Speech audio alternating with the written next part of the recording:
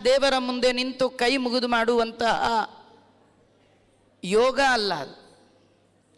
ಇಡೀ ಜೀವನದ ಉದ್ದಕ್ಕೂ ನಡೆಯುವ ಎಲ್ಲ ಕರ್ಮಗಳು ಕೂಡ ಅದು ದೇವರ ಪೂಜೆಯಾಗಿ ಆಗಬೇಕಂತಾದರೆ ಆ ರೀತಿ ಪೂಜೆಯಾಗುವ ಉಪಾಯವನ್ನು ನಾವು ತಿಳ್ಕೊಳ್ಬೇಕು. ಯಾವ ಕರ್ಮವನ್ನು ಹೇಗೆ ಮಾಡಿದರೆ ಆ ಕರ್ಮದಿಂದ ಭಗವಂತ ಪ್ರೀತನಾಗ್ತಾನೆ ಅಂತ ತಿಳಿದು ಆ ಕರ್ಮವನ್ನು ಮಾಡಬೇಕು. ಎಲ್ಲ ಕರ್ಮಗಳು ಭಗವಂತನ ಆರಾಧನೆ ಆಗಬೇಕಾದ್ರೆ ಆ ಕರ್ಮವನ್ನು ಮಾಡಲಿಕ್ಕೆ ತನ್ನದೇ ಆಗಿರ್ತಕ್ಕಂಥ ಒಂದು ಕುಶಲತೆ, ಕೌಶಲ್ಯ, ಪರ್ಫೆಕ್ಷನ್ ಅಂತೇನು ಕರಿತೀರಿ ಅದು ಬೇಕು. ಅದು ಹೇಗಂದ್ರದು, ಯಾವಾಗಂದ್ರೆ ಅವಾಗ, ಎಲ್ಲಂದ್ರಲ್ಲಿ, ಏನಂದ್ರದೆ ಹಾಗೆಲ್ಲ ಮಾಡೋದ್ರಿಂದ ಭಕ್ತಿ ಆಗೋಲ್ಲ. ಆ ಭಕ್ತಿ ಒಳಗೆ ಎರಡು ಬೇಕಿದೆಯಂತೆ. ಎರಡು ಬಹಳ ಮುಖ್ಯವಾದದ್ದು ಭಕ್ತಿ ಒಳಗೆ ಇರಬೇಕಾದ್ದು. ಒಂದು ಪ್ರೀತಿ ಮತ್ತು ಶ್ರದ್ಧೆಗಳ ಸಮನ್ವಯ. ಅದು ಒಬ್ಬ ಉತ್ತಮನಾದ ವ್ಯಕ್ತಿ, ಅವನಲ್ಲಿ ಪ್ರೀತಿ, ಅವನಲ್ಲಿ ಶ್ರದ್ಧೆ. ಎಷ್ಟೋ ಬಾರಿ ನಮ್ಮ ಆಫೀಸ್ಗಳಲ್ಲಿ ನಮಗಿಂತ ಹೈಯರ್ ಬಾಸ್ಗಳಲ್ಲಿ ನಾವು ಕಾರಣ ಅವ ದೊಡ್ಡವ ಅಂತಲ್ಲ, ಅನಿವಾರ್ಯತೆ ಅಲ್ಲಿ ನಮಗಡ್ಡ ಇದೆ. ಕಂಡಾಗೆಲ್ಲ ನಮಸ್ಕಾರ ಅಂತೀವಿ, ಬಗ್ತೀವಿ, ಬಾಗ್ತೀವಿ, ಹೇಳಿದ್ದೆಲ್ಲ ಮಾಡ್ತೇವೆ. ಆದರೆ ಹೊರಗೆ ಬಂದು ಬೈಕೊಳ್ತೇವೆ. ಗೋಳೈಕೊಳ್ತಾ ಅಂತ ಜನ್ಮದಲ್ಲಿ ಏನು ಮಾಡಿದನೋ ಏನು ಮಾಡೋಕ್ಕಾಗಲ್ಲ ಅಲ್ವಾ, ಇದನ್ನು ಭಕ್ತಿ ಅಂತ ಕರೀಲಿಕ್ಕಾಗಲ್ಲ. ಅವ್ನು ಕಂಡಾಗೆಲ್ಲ ಕೈ ಮುಗಿತೀರಿ, ನಮಸ್ಕಾರ ಸಾರ್, ನಮಸ್ಕಾರ ಸಾರ್ ಅಂದೇ ಅಂತೀರಿ. ಹೊರಗೆ ಬಂದ ತಕ್ಷಣ ಬಾಯಿಗೆ ಬಂದ ಹಾಗೆ ಬೈತೀರಿ. ಇದು ಭಕ್ತಿ ಆಗತ್ತಾ? ಹಾಗ ದೇವ್ರ ಫೋಟೋ ಮುಂದೆ ಕೈ ಮುಗಿದು ಕಷ್ಟ ಬಂದಾಗ ಬಾಯಿಗೆ ಬಂದಾಗ ದೇವರನ್ನು ಬೈದರೆ ಅದು ಭಕ್ತಿ ಆಗದೇ ಇದೆಯಾ? ನಿಜವಾಗಿ ಭಕ್ತಿ ಶ್ರದ್ಧೆ, ಪ್ರೀತಿ ಶ್ರದ್ಧೆ ಸೇರಿ ಭಕ್ತಿ ಆದಾಗ ಅದು ಹೇಗಿರುತ್ತೆ? ವ್ಯಕ್ತಿ ಎದುರಿಗಿರ್ಬೇಕಾದ್ದಿಲ್ಲ, ಅವ ಹೆಸರು ಕಿವಿಗೆ ಬಿದ್ದರೆ ಸಾಕು, ನಿಮ್ಮ ಮೈ ಮಾತು ಬಗ್ಗಬೇಕು, ಬಾಗಬೇಕು, ವಿನಯ ತೋರಿಸ್ಬೇಕು. ಈ ಭಕ್ತಿಯ ಬಗ್ಗೆ ಜಗದ್ಗುರು ಮಧ್ವಾಚಾರ್ಯರು ಇಡೀ ಜಗತ್ತಿಗೆ ಭಕ್ತಿಯ ಬಗ್ಗೆ ವಿವರಣೆ ಕೊಟ್ಟವರು ಒಬ್ಬರೇ. ನಿಜವಾಗಿ ಭಕ್ತಿ ಅಂದರೆ ಏನು? ಮಹಾತ್ಮಜ್ಞಾನ ಸ್ನೇಹೋ ಭಕ್ತಿರಿತಿ ಪ್ರೋಕ್ತಃ ತಯಾ ಮುಕ್ತಿರ್ನ ಚಾನ್ಯಥ. ಈ ಹುಟ್ಟು ಸಾವಿನ ಸಂಸಾರದ ಬಿಡುಗಡೆಗೆ ಒಂದೇ ದಾರಿ, ಅದು ಭಕ್ತಿ. ಈ 12ನೆಯ ಅಧ್ಯಾಯಕ್ಕೆ ಭಕ್ತಿ ಯೋಗ ಅಂತ ಇಟ್ಟಾಗ ಹಿಂದೆ ಕೃಷ್ಣ ಕರ್ಮಯೋಗ, ಸನ್ಯಾಸ ಯೋಗ, ಧ್ಯಾನ ಯೋಗ, ಜ್ಞಾನ ಯೋಗ, ಹಾಗೆ ಇದೊಂದು ಭಕ್ತಿ ಯೋಗ. ಈ ಯೋಗಗಳೆಲ್ಲ ದೇವರನ್ನು ಹೊಂದುವ ಉಪಾಯ. ದೇವರನ್ನ ಹೊಂದಲಿಕ್ಕೆ ಒಂದೇ ದಾರಿ ಇಲ್ಲ, ನಾನಾ ಮಾರ್ಗಗಳಿಂದಲೂ ಭಗವಂತನನ್ನು ಹೊಂದಬಹುದು ಅಂತ ಇದೆಲ್ಲ ತಿಳ್ಕೊಂಡಿದ್ದಾರೆ. ಇಲ್ಲ, ಇದೆಲ್ಲ ಒಂದೊಂದು ಮೆಟ್ಟಿಲು ಅಷ್ಟೇ. ನೀವು 1 by 1 ಸ್ಟೆಪ್ ಏರಿಯೇ ದೇವರನ್ನು ನೋಡಬೇಕು. ದೇವರನ್ನು ನೋಡಬೇಕಂದ್ರೆ ಸಾಮಾನ್ಯವಾಗಿ ಯಾವುದೇ ದೇವಸ್ಥಾನಕ್ಕೆ ಹೋದರೂ ಮೆಟ್ಲು ಹತ್ಕೊಂಡು ಹೋಗೋದಿದ್ದೇ ಇರುತ್ತೆ ರೀ. ಮೋಕ್ಷಕ್ಕೆ ಹೋಗಲಿಕ್ಕೆ ಎಷ್ಟು ಮೆಟ್ಲು ಅಂತ? ಶ್ರವಣ, ಕೀರ್ತನ, ಸ್ಮರಣ, ಪಾದಸೇವನ, ಅರ್ಚನ, ವಂದನ, ದಾಸ್ಯ, ಸಖ್ಯ, ಆತ್ಮನಿವೇದನ. ಭಗವಂತ ಮಹಿಮೆಗಳನ್ನೆಲ್ಲ ಏನು ಹೇಳಿದ, ಅವನ ಬಗ್ಗೆ ತಿಳ್ಕೊಳ್ಳೋದೇನಿದೆ, ಇದು ಮೊದಲ ಮೆಟ್ಟಿಲು. ನೀವು ಮೊದಲ ಮೆಟ್ಲಲ್ಲೇ ನಿಂತು ದೇವರು ನೋಡ್ತೀನಿ ಅಂದರೆ ಆಗಲ್ಲ.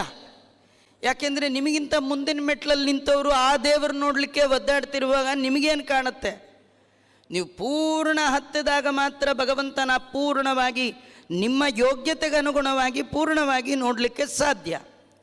ಒಂದೇ ಮೆಟ್ಲಲ್ಲಿ ನಿಂತು ನೋಡ್ತೇನೆ ಆಗಲ್ಲ, ಮೆಟ್ಲಿಗೆ ಹೋಗಬೇಕು, 3ನೇ ಮೆಟ್ಲಿಗೆ ಹೋಗಬೇಕು. ಹಾಗೆ ಕೃಷ್ಣ ಪರಮಾತ್ಮ ಏನು ಕರ್ಮಯೋಗ, ಸನ್ಯಾಸ, ಧ್ಯಾನ, ಜ್ಞಾನ ಇವೆಲ್ಲ ಹೇಳ್ತಾ ಇದ್ದಾನೆ, ಇದೆಲ್ಲ ದೇವರಲ್ಲಿ ಭಕ್ತಿ ಉಂಟಾಗಲಿಕ್ಕೆ ಬೇಕಾದ ಒಂದೊಂದು ಮೆಟ್ಟಿಲು. ಅಂದರೆ ಮಹಾತ್ಮ ಜ್ಞಾನ ಶ್ರವಣ ಮೊದಲು ಮಾಡಬೇಕು. ಅವನಲ್ಲಿ ಮಾಡುವ ಭಕ್ತಿಯಲ್ಲಿ ಸತತಯುಕ್ತಾಯೇ ಅಂತ ಹೇಳ್ತಾನೆ. ದೃಢತೆ ಬೇಕು. ಏನೋ ದೇವರು ಚೆನ್ನಾಗಿ ಕೊಟ್ಟಾಗ ಅವನ ಕುರ್ತು ಹಾಡಿ ಭಜನೆ ಮಾಡಿ ಕೊಂಡಾಡಿ ಕುಣಿದು ಕುಪ್ಪಳಿಸಲ್ಲ ಇದೆ ಮನೇಲಿ ನೋ ಪ್ರಾಬ್ಲಮ್, ಏನು ದೇವ್ರ ಭಜನೆ ಎಲ್ಲ ನಡೀತಿರುತ್ತೆ. ಸ್ವಲ್ಪ ಮನೆ ಒಳಗೆ ಹೆಚ್ಚು ಕಮ್ಮಿ ಆಯಿತು ಅಂದರೆ ದೇವ್ರನ್ನೇ ಬೈಯೋದು, ನೀನು ಯಾಕೋ, ನೀನು ಹಂಗೆ ಯಾಕೋ, ನೀನು ಪ್ರಯೋಜನ ಇಲ್ಲ ಅಲ್ವಾ, ದೇವರನ್ನ ಬೈತೇವೆ ನಾವು, ಅದು ಪ್ರಯೋಜನ ಇಲ್ಲ. ದೃಢವಾದ ಭಕ್ತಿ ಅದು ಎಂಥದ್ದು? ಎಲ್ಲರಲ್ಲಿ ಮಾಡುವಂತೆ ಪ್ರೀತಿ ದೇವರಲ್ಲಿ ಮಾಡಬಾರ್ದಂತೆ. ನಮಗೆ ಪ್ರೀತಿ ಹೆಂಡತಿಯಲ್ಲಿದೆ, ಮಕ್ಕಳಲ್ಲಿದೆ, ತಂದೆಯಲ್ಲಿದೆ, ತಾಯಿಯಲ್ಲಿದೆ, ಅಕ್ಕಪಕ್ಕದವರ ಮೇಲಿದೆ, ಹಾಗೆ ದೇವರಲ್ಲೂ ಇದೆ. ಅದಾಗಲ್ಲ. ಮತ್ತೆಂಥದ್ದು? ಸರ್ವತೋಧಿಕ ಬಿಡ್ಲಿಕ್ಕೆ ಸಿದ್ಧ ಭಗವಂತ, ನಿನ್ನನ್ನು ಮಾತ್ರ ಬಿಡೋಲ್ಲ. ತೊರೆದು ಜೀವಿಸಬಹುದೇ? ಇದು ಕ್ವಶ್ಚನ್ನು. ಭಗವಂತನನ್ನು ಪ್ರೀತಿ ಮಾಡುವವ ದೇವರಲ್ಲಿ ಕೇಳುವ ಪ್ರಶ್ನೆ, ನಿನ್ನನ್ನು ಬಿಟ್ಟಿರ್ಲಿಕ್ಕಾಗತ್ತಾ? ಹಾಗಾದ್ರೆ ಆಗಲ್ವಾ? ಮತ್ತೇನು ಮಾಡ್ತೀಯ? ಸತತಯುಕ್ತಾಯೇ, ದೃಢವಾಗಿ ಅವನನ್ನೇ ನಂಬಿರ್ತಾನೆ. ಅವನಲ್ಲಿ ಒಂದು ಸ್ನೇಹ ಇದೆ, ಅಂಟಿದೆ, ನಂಟಿದೆ, ಬಿಡ್ಲಿಕ್ಕಾಗದ ಗಂಟಿದೆ ಸ್ನೇಹ. ಇದನ್ನೇ ಭಕ್ತಿ ಅಂತ ಕರೀತಾರೆ. ಈ ಭಕ್ತಿಯನ್ನು ಮತ್ತು ನಮ್ಮ ಟೀಕಾಕೃತ್ಪಾದರು ವಿಸ್ತಾರ ಮಾಡಿ ಹೇಳ್ತಾರ. ನಿರವಧಿಕಾನಂತಾನವದ್ಯ ಕಲ್ಯಾಣ ಗುಣತ್ವ ಜ್ಞಾನಪೂರ್ವಕ ಸ್ವಾತ್ಮಾತ್ಮೀಯ ಸಮಸ್ತ ವಸ್ತುಭ್ಯೋ ಅನೇಕ ಗುಣತಿಬದ್ಧ ನಿರಂತರ ಪ್ರೇಮ ಪ್ರವಾಹ ರೂಪ ವಿಷಯಾಯ.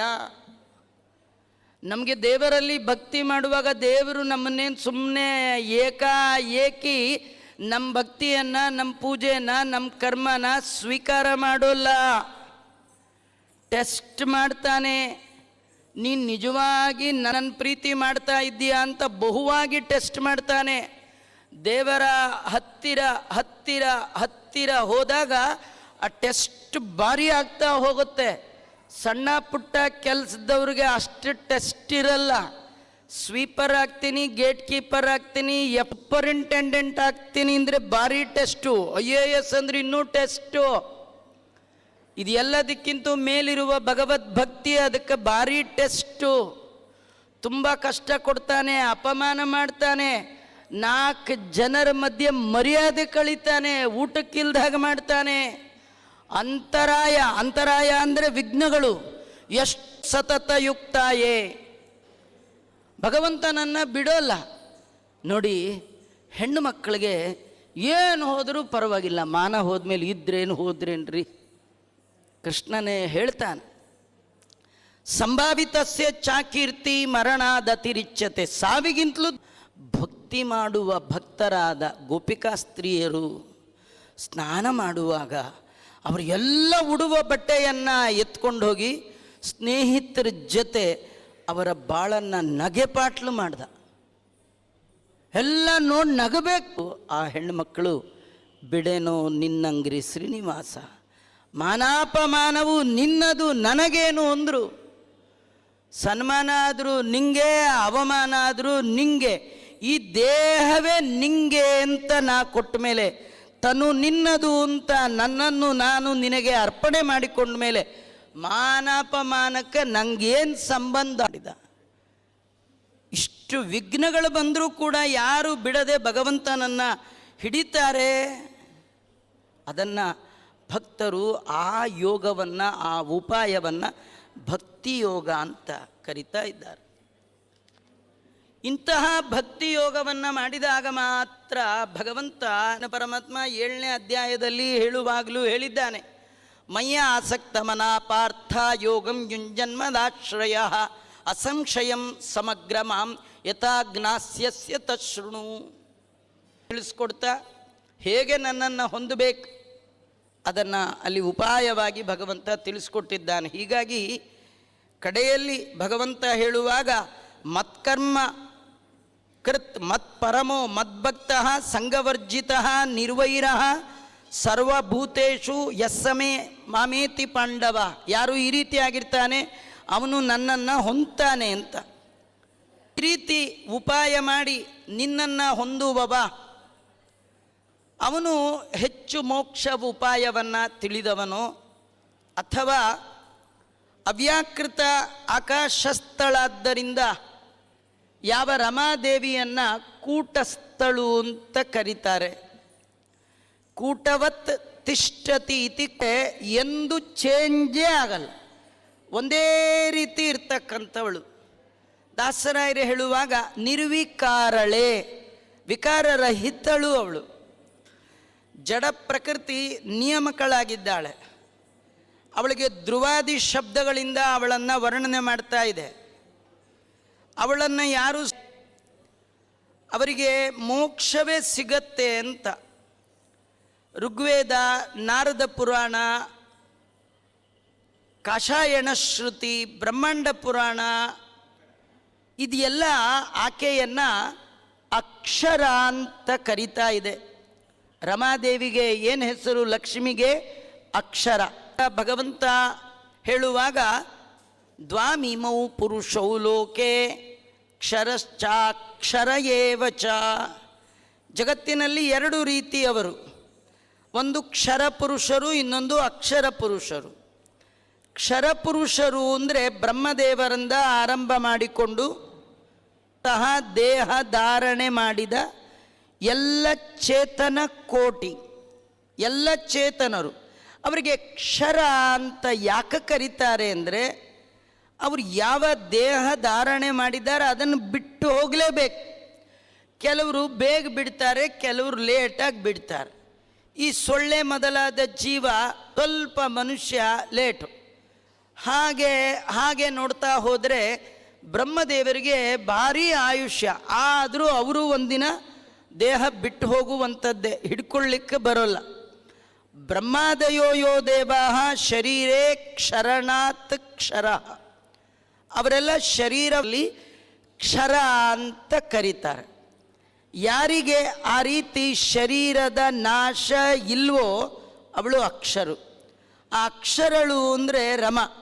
ಇವಳು ಯಾವಾಗಲೂ ದೇವರ ಒಟ್ಟಿಗೆ, ಕೆಲವರ ಮತದ ಪ್ರಕಾರ, ಅಭಿಪ್ರಾಯದ ಪ್ರಕಾರ ಈ ದೇವ್ರನ್ನ ಹಿಡ್ಕೊಂಡು ಹೋಗ್ಬೇಕಂದ್ರೆ 108 ಕರ್ಮಯೋಗ ಅಂತಾನೆ, ಸನ್ಯಾಸ ಅಂತಾನೆ, ರಾಜವಿದ್ಯೆ ಅಂತಾನೆ, ರಾಜಗುಖ್ಯ, ಎಷ್ಟು ತಲೆ ತಿಂತಾನೆ ಈ ಕೃಷ್ಣ. ಇದ್ರ ಬದಲು ಅವ್ರ ಹೆಂಡ್ತಿನ ಹಿಡ್ಕೊಂಡು ಯಾವುದು ಕೆಲಸ ಆಗಲ್ಲ. ಮಿನಿಸ್ಟ್ರ್ ಕಡೆಯಿಂದ, ಅವ್ರ ಮನೆಯವ್ರ ಕಡೆಯಿಂದ ಒಂದು ಮಾತು ಹೇಳಿಸ್ಬಿಟ್ರೆ ಸಾಕು, ಆಗತ್ತಲ್ಲ. ಹಾಗೆ ನೀವು ಲಕ್ಷ್ಮೀ ಕಾಲು ಹಿಡಿದು ಏನಮ್ಮ ನಿಮ್ಮ ಯಜಮಾನ್ರಿಗೆ ಒಂಚೂರು ಹೇಳ್ತೀಯಾ ಅಂದುಬಿಟ್ರೆ ಸಾಕಂತ. ಲಕ್ಷ್ಮಿ ಯಾರನ್ನು ತೋರಿಸಿ, ಸ್ವಾಮಿ ಇವ್ರಿಗೆ ಮೋಕ್ಷ ಕೊಡಬೇಕು, ಆಯ್ತು ಕಣೆ ಅಂತ ಸೈನ್ ಮಾಡು. ಹಂಗಿಲ್ಲ ರೀ, ನಿಮ್ಮ ಥರ ಗಂಡ, ನಿಮ್ಮ ಥರ ಹೆಂಡ್ತಿ ಅಲ್ಲ. ಅವಳಿಗೆ ದೇವರು ಎಂಟರ್ಟೈನ್ ಮಾಡೋದು ಇಲ್ಲ. ಯೋಗ್ಯತೆ ಇದೆಯಾ ಬಾ, ಜಾತಿ ಆಧಾರದ ಮೇಲೆ ಭೂಲೋಕದಲ್ಲಿ ಮಾತ್ರ, ದೇವಲೋಕದಲ್ಲಿ ಭಗವಂತನಲ್ಲಿ ನೋ ಜಾತಿ. ನೀವು ಲೈಫಲ್ಲಿರುವ ರೀತಿ ನೀತಿ ದೇವರು ತನ್ನ ಮನೆಗೆ ಕರೆಸ್ಕೊಳ್ಳಿಕ್ಕೆ ಬಹಳ ಮುಖ್ಯವಾದದ್ದು. ತುಂಬ ಜನರ ತಪ್ಪು ಕಲ್ಪನೆ ಶ್ರಿಯಂ ವಸಾನ ಅಮೃತತ್ವಮಾಯನ್ ಅಕ್ಷರಂ ಪರಮಂ ಶ್ರೀಸ್ತು ಪರತಃಪರಮಕ್ಷರಂ ಅವ್ಯಕ್ತಂ ಪ್ರಕೃತಿಂ ಪ್ರಾಹು ಕೂಟಸ್ಥ ಚಾಕ್ಷರಂ ಚ ತಾಂ ಪ್ರಧಾನಮಿತಿ ಚ ಪ್ರಾಹು ಮಹಾಪುರುಷ ಇತ್ಯಪಿ ತಾಂ ಬ್ರಹ್ಮ ಮಹದತ್ಯಾಹು ಪರಂ ಜೀವಂ ಪರಾಂಚತ. ಈ ಬ್ರಹ್ಮಾಂಡ ಪುರಾಣದಲ್ಲಿ ಲಕ್ಷ್ಮಿಯನ್ನು ಈ ಎಲ್ಲ ಮಾತುಗಳಿಂದ ಹೇಳ್ತಾರೆ. ಅಂದರೆ ಅಕ್ಷರ ಅಂತ ಕರೆಯೋದು ಬೇಕು. ಇಲ್ಲಿ ಅರ್ಜುನ ಏನು ಕೇಳ್ತಾ ಇದ್ದಾನೆ, ನಿನ್ನಲ್ಲಿ ಮನಸ್ಸಿಟ್ಟು ಕರ್ಮಯೋಗ ಮಾಡಿ,